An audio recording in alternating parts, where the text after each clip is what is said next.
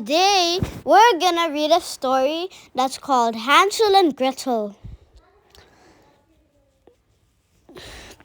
Once upon a time, a brother and sister named Hansel and Gretel who lived in a hut in the woods with their father, a poor woodcutter.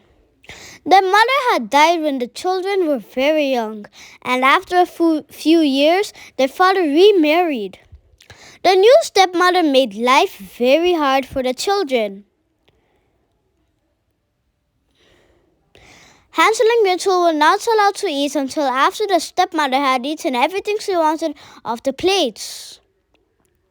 Most of the time, only scraps were left. Each day the children had to work long and hard to finish the chores. Hansel and Gretel tried to tell their father about their sad situation, but he wouldn't hear none of it. It seemed the only one he listened to was his wife.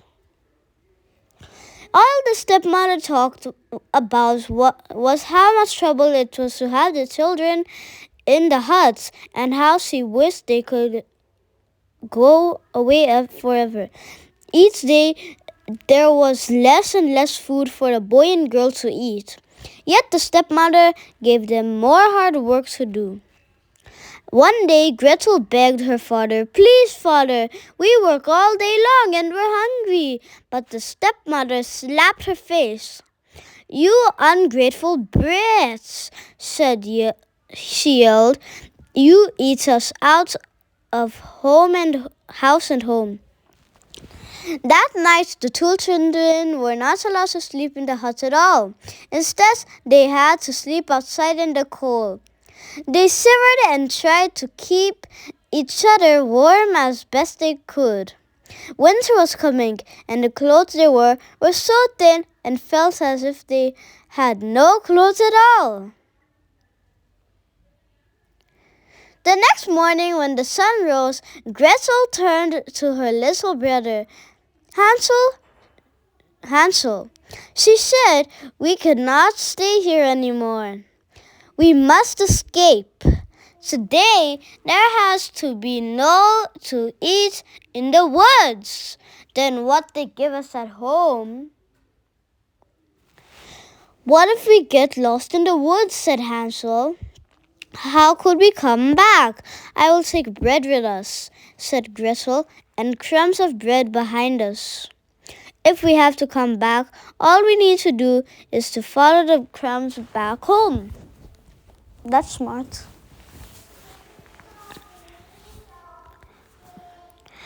And so the two of them escaped from the house into the woods and left their hard life behind.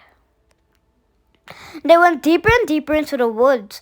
Gretel was careful to drop one crumb behind, and then another, just as she said she would do.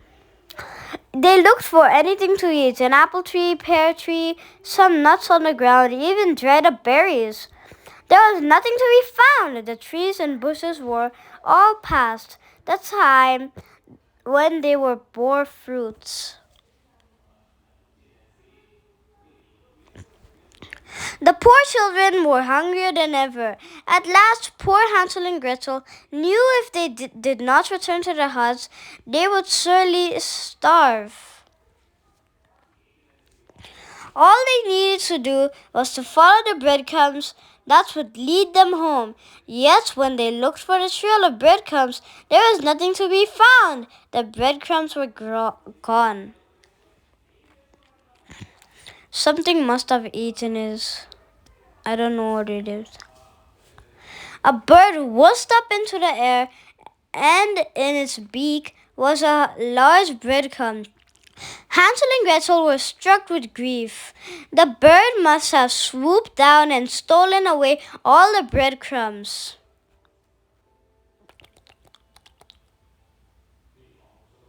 A wolf howled in the distance. The sun was setting. Hansel and Gretel were lost and hungry. Now they were scared too. Gretel whispered Hansel in fear. What will we do? She did not know what to say. All she could do was to hug her little brother.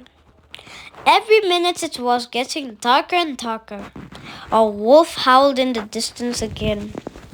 All of a sudden, Gretel saw a small light lighting far away. It must mean someone was living here, deep in the woods. Look, cried Gretel. I bet whoever lives there will be kind and will take us in.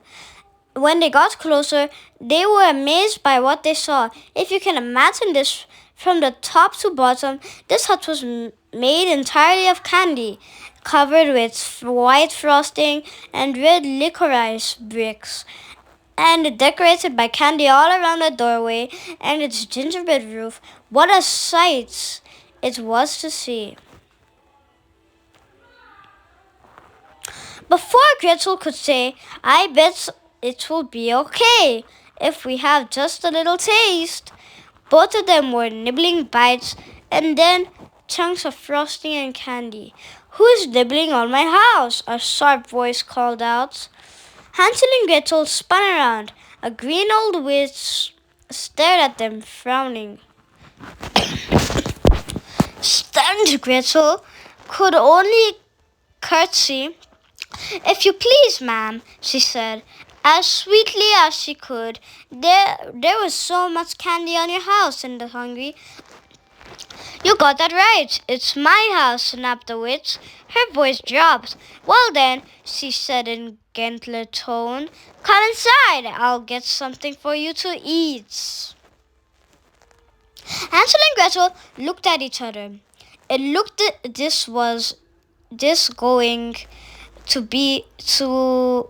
going to work out fine after all. With a burst of glee, they skipped into the witch's hut. The witch gave them a fine meal of soup and bread.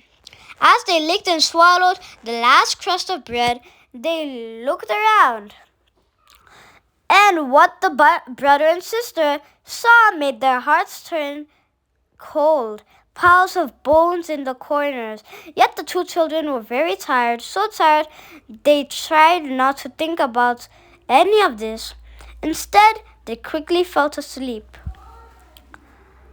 When he awoke the next morning, Hansel found himself locked in a cage.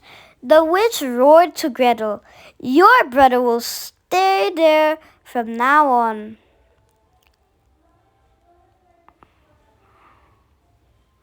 Every day I will flatten him up until he is ready to make me a fine dinner. She laughed, rubbing her hands with glee. And you, she turned and looked sharply at Gretel. You will do as I say.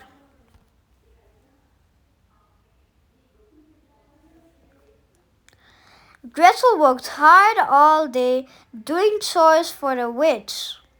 And Hansel was well fed, just as the witch said.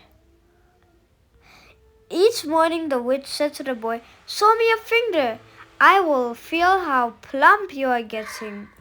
For the old witch could not see very well.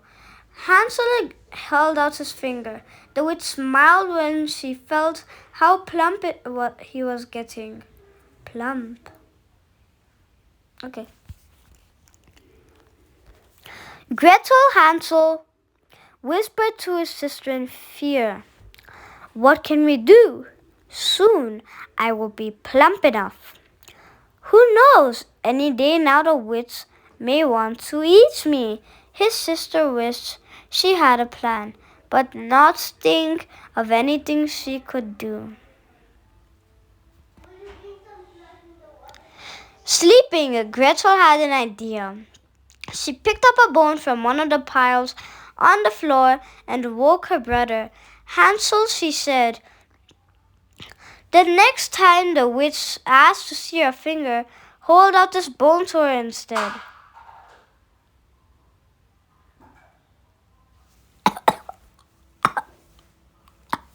The next morning, he did just that. Said the witch, touching the bone and thinking it was the boy's finger. This is going to take longer than I thought.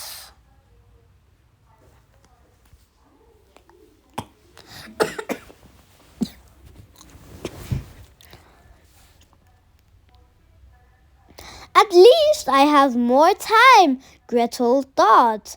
But still, she could not think of any way they could both escape. Each morning when the witch said, "Show me your finger," Hansel held out the thin bone. One day the witch yelled, "I will not wait another day." "The boy will be my dinner tonight, no matter how skinny he is," the witch ordered Gretel to start the fire in the oven at once. Gretel worked as slowly as she could. Why was the witch looking at her with such a sly smile?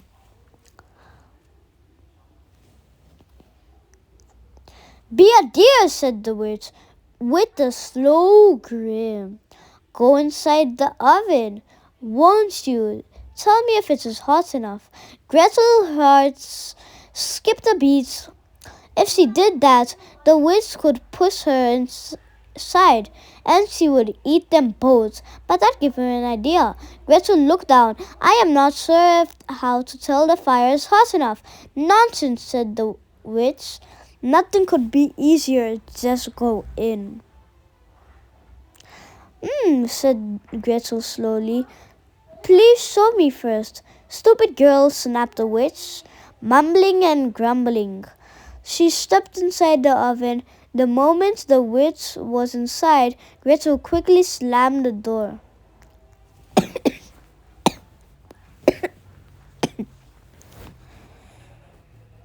The sister tried to think fast. "Where's that key to your cage?" She looked and looked. At last she found it below a large heavy vase. She freed her brother from the cage.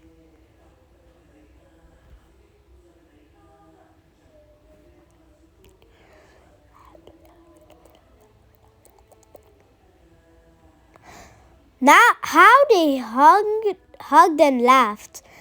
Then she went back to that vase.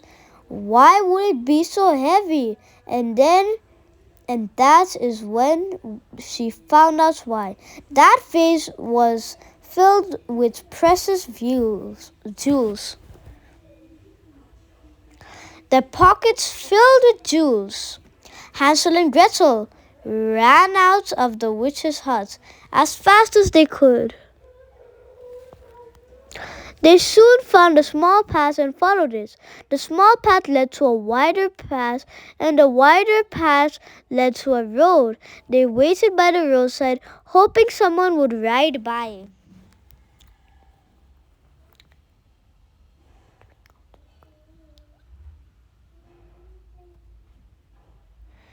When a horseman trotted up, Hansel and Gretel waved their hands. Then he stopped. The children offered one of the small jewels. The horseman was happy to give them a ride home.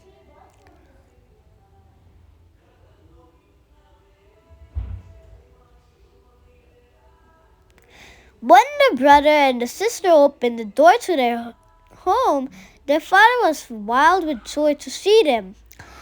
He had worried night and day since they left.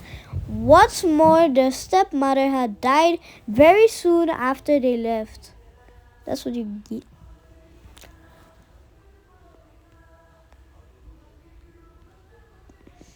And so, Hansel and Gretel could live happily with their father again. The three of them lived in joy for many years to come.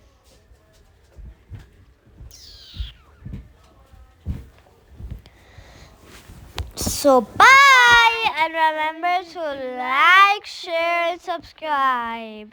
Thank you for watching. See you next time.